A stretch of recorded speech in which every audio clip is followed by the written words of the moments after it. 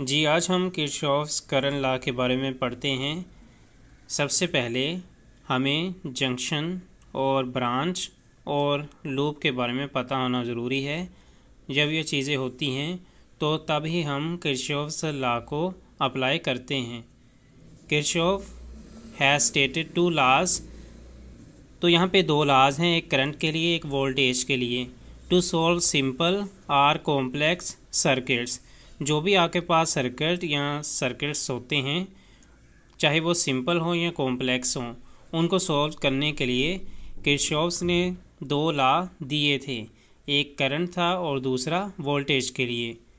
The terms involved when Kirchhoff's laws are applied to a circuits are, कि कौन सी terms होती हैं तभी हम किरचॉफ्स लॉ को अप्लाई कर सकते हैं। कि जंक्शन होना चाहिए, ब्रांच होनी चाहिए और लूप होनी चाहिए। जंक्शन का मतलब कि अगर आपके पास 3 वायर्स हैं तो वहाँ पे इसको जंक्शन कहते हैं और वो एक जगह पे मिलती हैं।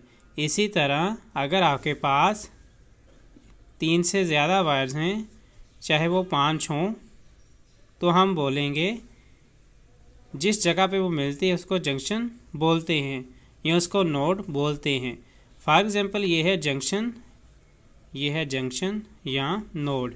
इसके साथ अगर 3 से ज़्यादा वायर्स मिलती हैं तो हम बोलेंगे कि ये जंक्शन है या नोड है। फॉर एग्जांपल आपके पास एक सर्किट है और यहाँ पे आप देखें ये नोड है।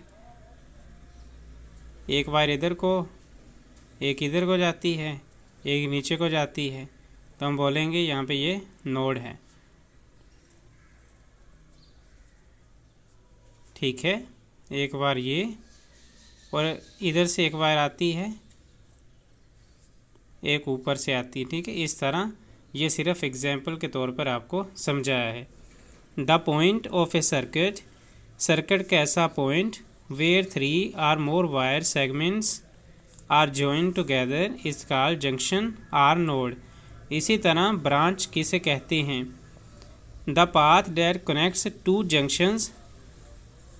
जंक्शन को जो कनेक्ट करता है और the circuit is called branch. For example 2 junction, एक ये है एक ये है, तो यहाँ पे वायर थी। ठीक है, इस तरह जाते जाते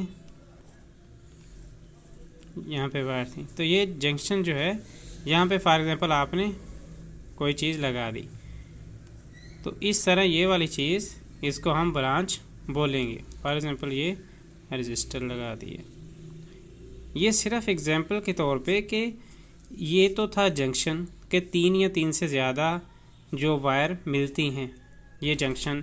इसी तरह जब एक से ज़्यादा जंक्शन होते हैं और वो कनेक्ट होते हैं किसी चीज़ के साथ, उसको हम ब्रांच बोलते हैं।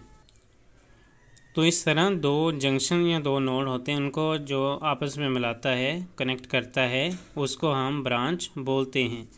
इसी तरह है लूप।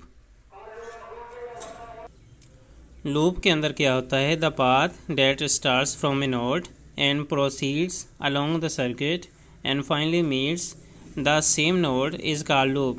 के फॉर एग्जांपल ये नोड है और यहाँ से सर्किट स्टार्ट होता है, ठीक है, और फिर उसी पे आके ख़त्म हो जाता है, तो हम बोलेंगे कि ये वाला है। तो इस तरह जब ये लूप की शक्ल में वापस इस तरह चलता रहता है तो हम बोलेंगे एक नोड पे जब स्टार्ट होता है एक नोड से और फिर उसी नोड पे ख़त्म होता है रास्ता सर्किट के अंदर, तो हम बोलेंगे कि ये लूप होती है।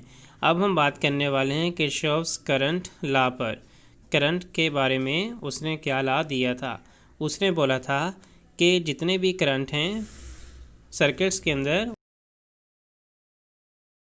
Kirchhoff's current law states that algebraic sum of all currents meeting at a node of a circuit is 0। Kirchhoff's law जो है वो हमें बताता है कि अगर हम सम करें, अलजेब्रिक सम करें सब करंट का जो कि नोड पर मीट कर रहे हैं, मिल रहे हैं सर्किट के अंदर, वो 0 होते हैं। ये देखें, करंट अलजेब्रिक सम सब करंट जो है उनको सम करें जो कि नोड पे मिल रहे हैं, तो हम बोलेंगे कि वो ज़ीरो के इक्वल होते हैं। जिस तरह हमारे पास ये नोड है जिसमें 3+ वायर्स जो हैं वो आपस में मिल रही हैं, एक जगह इकट्ठी हो रही हैं, इसको नोड बोलते हैं। यहाँ पे करंट एंटर हो रहा है और यहाँ पे भी एंटर हो रहा है और यहाँ इस तरफ से बाहर को निकल रहा है। Consider a circuit in which currents I1 and I2 enters at a node and currents I3 and I4 leaves the node. Then by current law I1 plus I2 plus I3 minus I4 minus, यानी 3 और 4 negative में, क्योंकि ये निकल रहे हैं, leave हो रहे हैं, और प्लस के साथ ये एंटर हो रहे हैं नोड के अंदर। हम बोलेंगे I1 plus I2 is equal to I3 plus I4। तो यहाँ पे फ़िलहाल देखिए आप इनको सबको करें, माइनस में लेके जाएं तो ज़ीरो है, तो इस तरह the sum of currents entering at node is equal to sum of currents leaving the same node. तो नीचे अगर आप देखें I1 और I2 जो करंट हैं ये I3 I4 के इक्वल हैं। The currents entering into node are taken as positive, जो एंटर हो रहे हैं उनको पॉजिटिव में कहेंगे। Currents leaving the node are taken as negative, जो लीव हो रहे हैं उनको नेगेटिव मिलेंगे।